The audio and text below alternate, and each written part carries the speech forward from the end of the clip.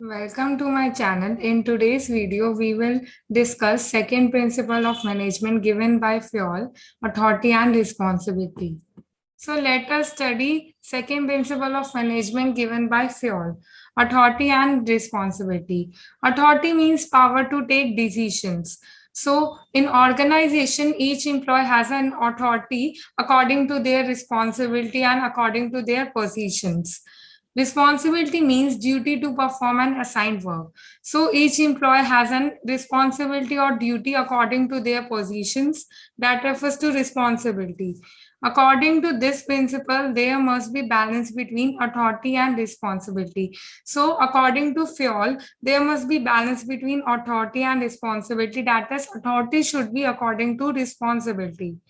Excess authority without giving responsibility will result into misuse of power. So if we give excess authority without any responsibility, then it will lead to the misuse of power. On the other hand, assigning responsibility without providing required authority will not enable employees to perform their duty.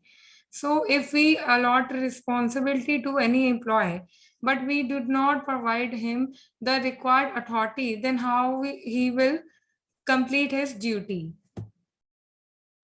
For better understanding, let us take one example. If an employee is given responsibility to produce 150 units of goods within 10 days, but he is not given authority to spend finance on materials required for producing the good, then he cannot complete his responsibility in time.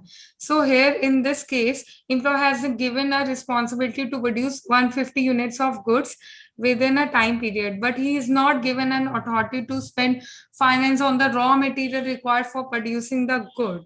So how he can complete his responsibility in time? So there must be balance between authority and responsibility so that employee can complete his work properly. Thank you for watching.